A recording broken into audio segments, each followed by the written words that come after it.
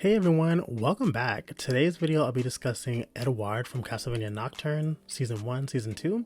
So if you haven't seen that, I highly recommend that you go to Netflix, check it out, then come back because I have a lot to talk about in this video and I don't want you to be spoiled.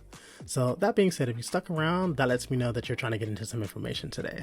So Edouard is the best friend of Annette, and as you guys all know, Annette is from Saint-Gobain, which is prior to, I guess, hundreds of years, is actually modern day Haiti. He does not have any magical powers. He doesn't have any ancient African deities like powering him up. He is just a regular guy with probably, average levels of fitness and skill of fighting ability, right? That being said, his superpower, in my opinion, because I do feel like he's very underrated, is his ability to really find, I guess, the good in people, or I guess inspire the good in people. Like there's something about him that just makes you want to do good and follow him, right? So Edouard is introduced as this opera singer who he was born free, so it lets me know that he definitely has ancestors that were slaves, but most likely his father might have been either a slave master or somehow he's mixed, right? Because I believe his name is LeBlanc. He called him like a mulatto boy, and if you guys don't know, that's like, if you're mixed, right? So it makes sense, and he's actually very light complected, so it would check out. So what am I trying to say here? Edouard was basically helping runaway slaves find freedom, and then those slaves would go and help form the resistance. So he, as he told Annette, would sing and use his angelic vocals to get people to relax, to kind of like loosen their tongues, and then he would use that to either blackmail or just do the things to get the mission accomplished. And I was joking with my friends, it's a joke, but I did liken him to like the gay Harriet Tubman. I know, not the best joke, but he kind of is. He was helping them run away. He kind of had like an Underground Railroad situation going on.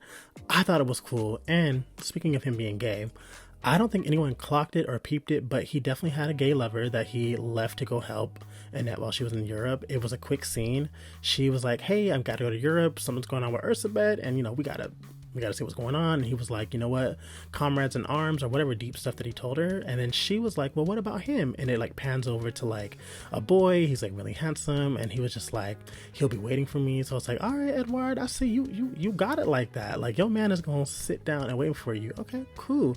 It's gonna be interesting when he sees you when you get back, but I believe true love conquers all. They'll figure it out. So they get to Europe, and Edouard immediately, you could tell he's a very empathetic, compassionate individual. There was like a scene where I guess Maria's like birds. One of them ended up dying, and he ended up singing for the bird, but then he also sung for Tara's sister who had passed. And it was very touching, and he's like lending his vocals. And I'm not sure, and you guys can let me know in the comments, is Edouard's voice actor also the same person singing? Because if so, that person is talented, because it's very hard to be able to act and sing at the same time. So if that's the case, like kudos to them. But you learn really, really fast that Edouard's voice and his ability to, I guess, stir emotions in people's hearts and just kind of like unite people is his superpower. And unfortunately, we get him for about 2 episodes, and then he ends up getting killed off by vampires. And poor Annette, and I gotta say, like the scene that he died in, that like shriek and that pain and that cry that she let out, like I shed a tear. I was like, oh dang, like. And they did everything that they could, but they just could not save him. Like it was like a split-second decision. There was just nothing they could do. And like Annette, that cry, like it gives me chills. So he ends up dying, and I'm like, okay, they introduced this character and then killed him off in like 2 episodes. What now? Turns out that his character arc wasn't over. He actually ends up getting converted and turned into a nightcreature. The abbot turned him. It wasn't like they specifically were like, yeah, we want to turn him, but like, they needed bodies. Turns out he actually retained his humanity, or like his soul. So he at first didn't really remember who he was, but he just knew that like, hey, like I'm trapped and I want to be free, which is so sad considering the life that he lived as a human. He helped people find freedom, and here he is now trapped again. So it was sad at first, and I was like, okay, what angle are they going here? And a little bit later, like as the series progresses, you can tell that the other night creatures, some of them don't rock with him. They're just like, he's not normal. Who does he think he is? He can talk, he can sing, and he just acts like he's better than us. And then there's some of them that are like really attracted to him and they love his singing voice, and it's almost like soothing them. And I believe it's hinted that as he sings, it helps them retain some of their humanity. And I think that's like so cool, because this entire season, like, the night creatures are just not doing what we're used to. We got maybe one or two night creatures in the first Castlevania that could talk, or at least I think it was just the one. I think it was that one philosopher, like the bug fly one. I don't know what to call him, but like, y'all know who I'm talking about. He was playing with dolls and stuff. And then Isaac's MVP night creature, like that one was like an OG. But what am I trying to say here? These night creatures, the ones that the abbot are turning, like a good portion of them are like not acting the way they need to be acting. So what am I saying here? So Edouard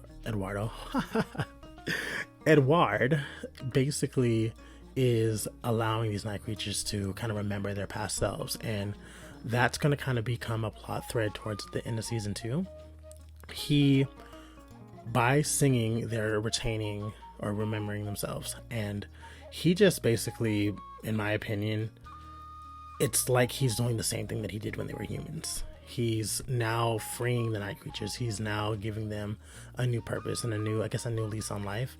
And we don't get to see him interact with the group too much, but he's kind of like doing his own thing. And going into like season 2, he is kind of like continuing like the singing and getting the night creatures, I guess, riled up or what have you. And the abbot is like, at first he was like annoyed by it, but he's like intrigued by it. And he's like, you're still condemned to hell, but I guess you guys do have a soul, because now they're retaining their souls. And I'm wondering if the abbot was feeling really guilty about that. And I discussed that in the abbot video. I think that he has some instances where he shows that he has some like humanity in him, but not enough. So Edouard, he continues to fight the good fight. Annette was like, I can snatch you up anytime and we can go run away. And he was like, nah, I'm not done here.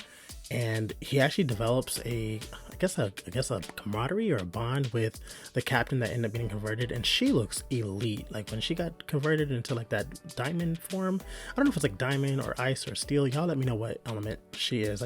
she looks cool.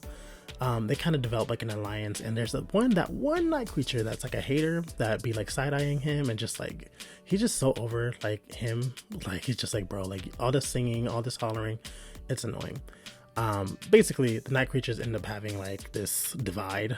So it's like the good night or the Edouard led night creatures, and then the ones that are on Ursabet's side. So there's like an internal war with the night creatures, and obviously Edouard's side comes out on top. And mind you, this is all happening in season 2. Edouard did not get a lot of screen time, so it was like, I'm like summarizing this like really quickly. So basically Ursabet gets beaten. Edouard's side of night creatures, they end up, I guess, obviously winning. And now going into season 3, Annette and Richter basically have an army of night creatures that Edouard and the captain are now leading. And it's just curious, because I would be okay if they wrapped up Edouard's storyline. Like, they don't really need to bring him back, because again, he's a night creature. Like, what can you possibly do with him? But now Annette basically has an army. It'd be kind of cool. I don't think it's possible for a night creature to become a Forge Master, but it would be kind of cool if like he did have like some Forge Master skills, but I might be asking a lot. So I don't know. I feel like he's underrated. I wouldn't say he's like the most powerful character in the series, but night creatures definitely can hold their own in a fight, and they're definitely, I mean, y'all saw Jolta, y'all know how I feel about Jolta. But I definitely feel like he is someone who has a lot of heart, and I just feel like people aren't talking about it enough. I hope that I did him justice, and I hope that you guys appreciate just his character a little bit more. I would love to do more like obscure characters, so if there's characters that I haven't talked about, please let me know in the comments. I am like all for talking about them and giving them their shine. And I will be adding my Castlevania Nocturne discussion video into this, so if you guys want to check it out, I'll have it linked. And yeah, I really appreciate you guys. Like I said, the community is super supportive. My watch time is going crazy, and I really appreciate that. So yeah, like I say in all my videos, I appreciate you guys. I can't wait to see you guys in the next video, and have a great week.